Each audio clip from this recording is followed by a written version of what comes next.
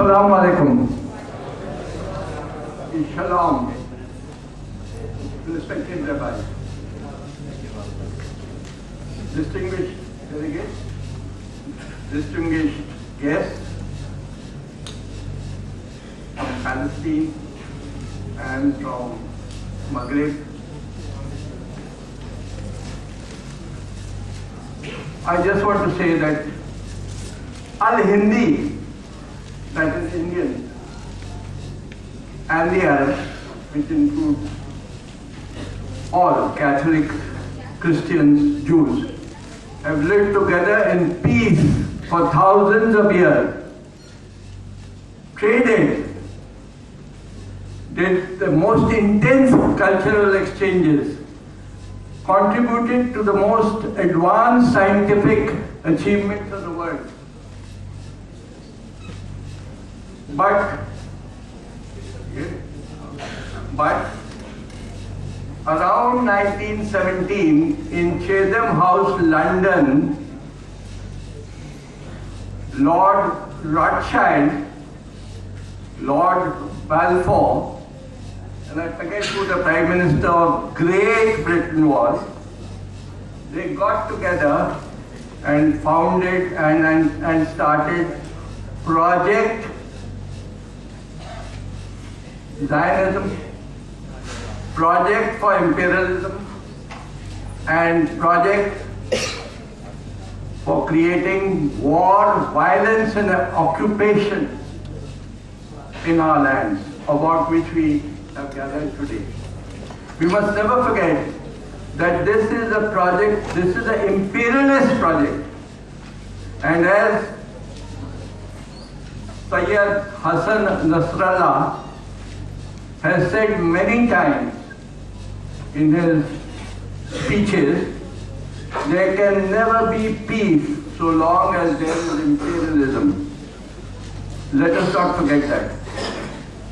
I also want to quote right at the beginning the Joint Armed Forces Chief of Staff of Iran, Hassan Firozabadi, who said, Iran seeks no war, but is ready to fight war waged by this new super capitalism. So this is not as the Rabbi said so beautifully, so eloquently, this is not a problem of religions.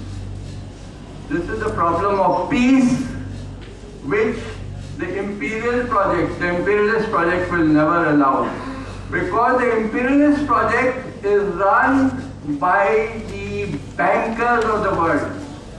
The big bankers in the city, the big bankers in New York, and even the banks in Tel Aviv. And these bankers, they actually control all the multinational corporations, and in this case, the relevant corporations are the armament corporations and the oil corporations.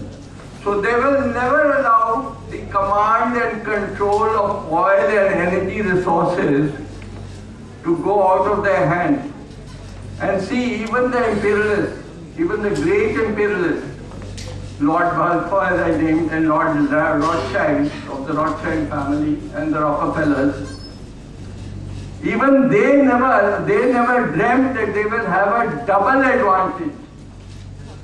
Because in 1945, the US president had a deal with the greatest oil producer of this region to have dollar-denominated trade. With the result, all the petrodollars, which actually belong to the Arab people, that is the people living in this part of the world, are forever gone because they have gone into insolvent or bankrupt Western banks from which they will never come back. Look at the irony, look at the paradox of this. These countries are buying billions of dollars worth of armament with the dollars that they have given to these imperialist banks or the big banks or the Zionist banks. And these armaments are used not only against the people of Palestine, the Palestinians, to kill the women and children and people of Palestine, but of Lebanon, but of Iraq, but of Syria, but of Libya and Afghanistan. So this is the great irony, and I really want to, I do not know how to eulogize or pay my respects to the Prophet, peace be with him, because his life's mission was peace, to bring peace among the warring and quarreling tribes, the Arabian tribes, the warring tribes and quarreling tribes of Arabia. That's what the Prophet wanted. That is why we have this great religion, which is Islam, which itself means peace. So there is a whole irony of and paradoxes, because actually people have gone out of Islam. They have gone out of the teachings of the Prophet. And the Prophet is not only relevant to those who go to the mosque, it is relevant to all the peoples of the world, certainly in these times. I just want to, with your permission, quote Sayyid Hassan Nasrallah again. His representative in Kuala Lumpur on 7th February said, "We do not stand only for the defense of any particular religion or sectarian belief. We stand for the defense of humanity in the entire region, which we view as a common resistance front against war, occupation, and imperialism." He again says recently, that is on 2007, there are no Shias, no Sunnis, no Arabs, no non-Arabs. Resistance to imperialism links across continents, and that is why we have our friends, even like Paul, who have come all the way from the United States of America, and have emphasized that the ultimate route will be the BDS route, that is boycott, divestment, and sanctions. The complete reversal of the position as shown in the United Nations, but it is inevitable. It will come with the help of rabbis, it will come with the help of all peace-loving people of the world. But it will come. Our route to South Africa. Our route to a joint, peaceful living in Palestine and all the neighboring regions. But Hassan Nasrallah has also warned us that peace cannot be unilateral. So long as there is imperialism, that is Zionism in the world, that is the project of the oligarchs, the project of the bankers, the project of the state armament and oil corporation. Hassan Nasrallah, he is a man deeply imbued in religion and spirituality, and you know him, you would have heard him. This war will not come to an end so long as there are occupations in Iraq, Afghanistan, Palestine, Syria, Libya, and their dream of having the same in Iran.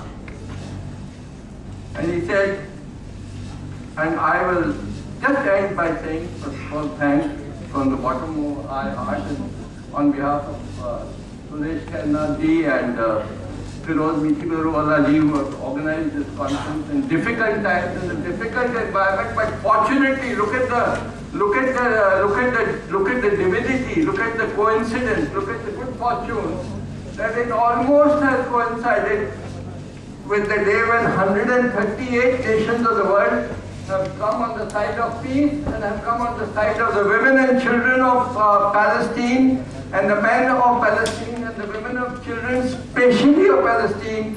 A military person like me raises his hand and salutes to the women and children of Palestine, whose hundreds of images we have seen.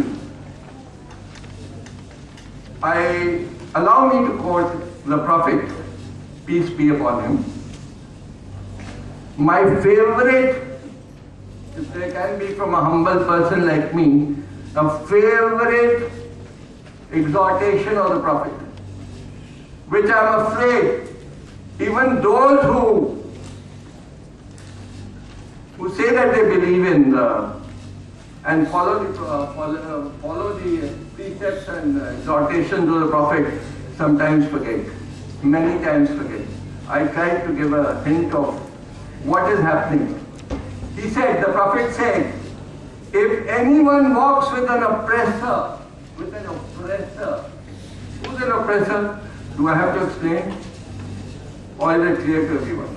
If anyone walks with an oppressor, to strengthen him, to support him, knowing that he is an oppressor, he has walked away from Islam.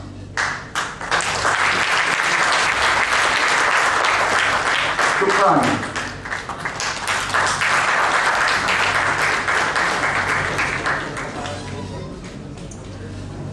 Thanks a lot, President of today's inaugural session, Admiral Vishnu Bhagwat.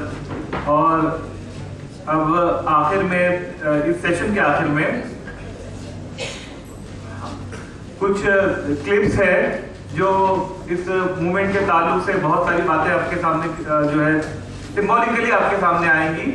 और वो clip दिखाने के बाद ये जो आपको दीवार दिख रही है, जो एक सिंबॉलिक वॉल है, इसको जो है तोड़ा जाएगा। गाजा की सीज को सिंबॉलिक तौर पर यहाँ पर खत्म किया जाएगा। और मैं अब यहाँ पर जो हमारे भाई हैं उनसे गुजारिश करूंगा कि क्लिप दिखाने का इंतजाम करें।